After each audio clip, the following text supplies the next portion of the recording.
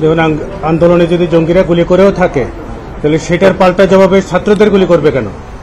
আর স্টুডেন্টদেরকে যে আপনি তারা প্রত্যেকে বারবার করে বলছে, আমরা যতগুলো ভিডিও দেখেছি যে আমরা নিরস্ত্র, আমাদের হাতে একটা ইটের টুকরা পর্যন্ত নেই, তাহলে আপনি লাইভ বুলেট যে মারছেন, আমরা যে আমাদের রিটের যে প্রেয়ারের প্রথম পোর্শন সেই জায়গাটা তো সেটেল হওয়া খুব জরুরি। আপনি কোন আইনের বলে কোন অধিকারে আসলে এদেরকে গুলি করছেন?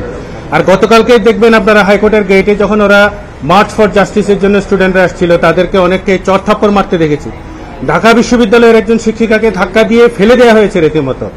আপনি 2013 সনে যে এই হেফাজতে নির্যাতন বন্ধের জন্য যে আইন হয়েছে সেই আইন হওয়ার পরে শিক্ষক, শিক্ষার্থী, আমাদের আইনজীবী তাদেরকে আপনি চড়থাপ্পড় মারবেন, ধাক্কা দেবেন, নির্যাতন করতে পারবেন, এই অধিকার আপনাকে কে দিল?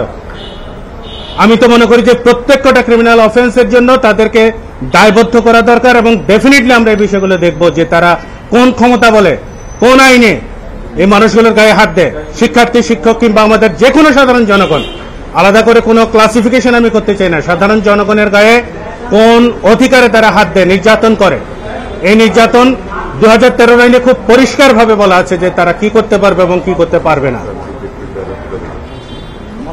আমি শুধু একটি সাপ্লিমেন্ট করি, আমরা যেহেতু কজ নিয়ে এসেছি, আমরা এখন দাবি করছি একদম বিনীতভাবে, একদম নির্মোহ দাবি এটা, যারা গ্রেপ্তার হয়েছেন বিনা অপরাধে শুধু প্রসেশনে যাওয়ার কারণে, প্লিজ তাদেরকে ছেড়ে দেন, প্লিজ আর লিঙ্গার করবেন না, ছেড়ে দেন প্লিজ, এটাই।